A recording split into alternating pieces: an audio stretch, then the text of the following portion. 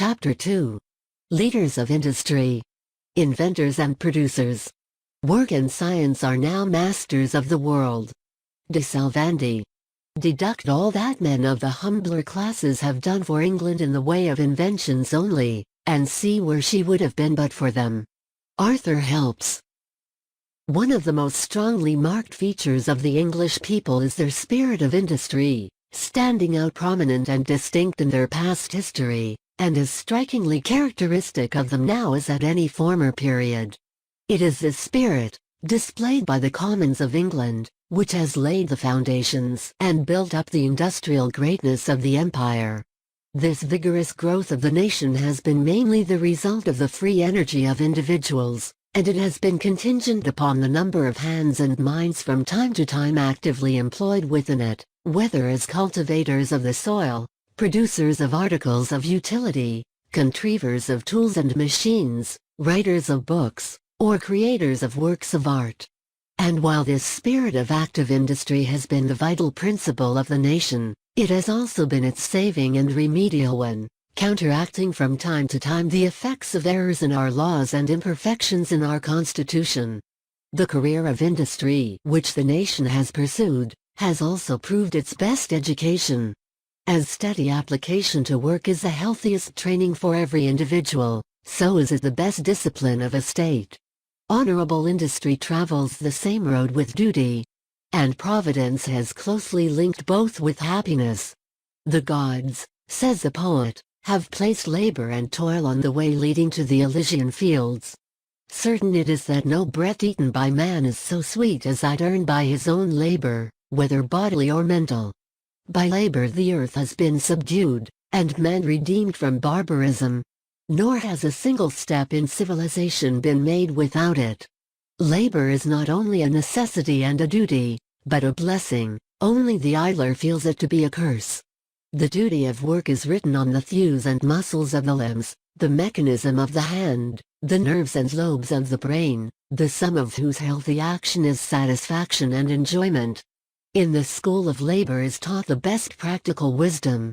Nor is a life of manual employment, as we shall hereafter find, incompatible with high mental culture. Hugh Miller, than whom none knew better the strength and the weakness belonging to the lot of labor, stated the result of his experience to be, that work, even the hardest, is full of pleasure and materials for self-improvement.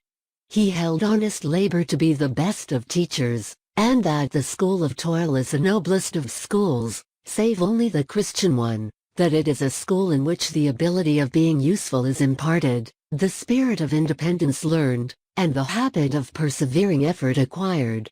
He was even of opinion that the training of the mechanic, by the exercise which it gives to his observant faculties, from his daily dealing with things actual and practical, and the close experience of life which he acquires, better fits him for picking his way along the journey of life, and is more favorable to his growth as a man, emphatically speaking, than the training afforded by any other condition. The array of great names which we have already cursorily cited, of men springing from the ranks of the industrial classes, who have achieved distinction in various walks of life, in science, commerce, literature, and art, shows that at all events the difficulties interposed by poverty and labor are not insurmountable. As respects the great contrivances and inventions which have conferred so much power and wealth upon the nation, it is unquestionable that for the greater part of them we have been indebted to men of the humblest rank. Deduct what they have done in this particular line of action, and it will be found that very little indeed remains for other men to have accomplished. Inventors have set in motion some of the greatest industries of the world. To them society owes many of its chief necessaries, comforts, and luxuries. And by their genius and labor daily life has been rendered in all respects more easy as well as enjoyable. Our food, our clothing, the furniture of our homes, the glass which admits the light to our dwellings at the same time that it excludes the cold, the gas which illuminates our streets, our means of locomotion by land and by sea, the tools by which our various articles of necessity and luxury are fabricated, have been the result of the labor and ingenuity of many men and many minds. Mankind at large are all the happier for such inventions, and are every day reaping the benefit of them in an increase of individual well-being as well as of public enjoyment. Though the invention of the working steam engine, the king of machines, belongs, comparatively speaking, to our own epoch, the idea of it was born many centuries ago. Like other contrivances and discoveries, it was effected step by step, one man transmitting the result of his labors, at the time apparently useless, to his successors, who took it up and carried it forward another stage, the prosecution of the inquiry extending over many generations. Thus the idea promulgated by Hero of Alexandria was never altogether lost. But, like the grain of wheat hid in the hand of the Egyptian mummy, it sprouted and again grew vigorously when brought into the full light of modern science. The steam engine was nothing, however, until it emerged from the state of theory, and was taken in hand by practical mechanics.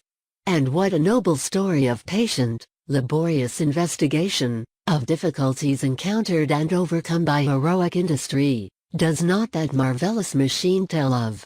It is indeed, in itself, a monument of the power of self-help in man.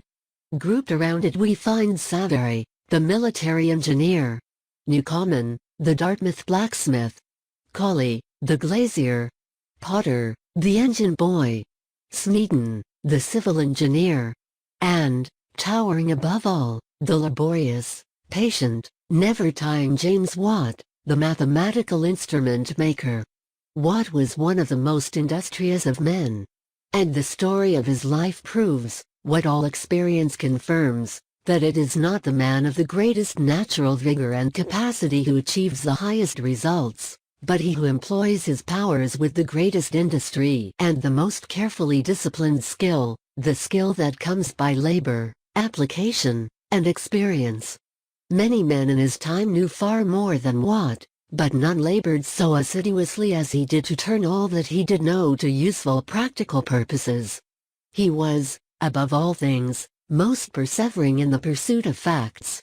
He cultivated carefully that habit of active attention on which all the higher working qualities of the mind mainly depend. Indeed, Mr. Edgeworth entertained the opinion that the difference of intellect in men depends more upon the early cultivation of this habit of attention than upon any great disparity between the powers of one individual and another. Even when a boy, Watt found science in his toys. The quadrants lying about his father's carpenter's shop led him to the study of optics and astronomy.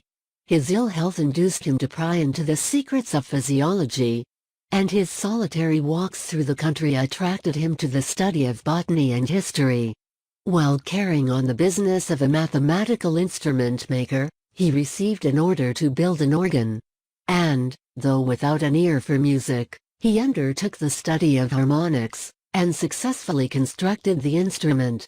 And, in like manner, when the little model of Newcomen's steam engine, belonging to the University of Glasgow, was placed in his hands to repair, he forthwith set himself to learn all that was then known about heat, evaporation, and condensation, at the same time plodding his way in mechanics and the science of construction, the results of which he at length embodied in his condensing steam engine.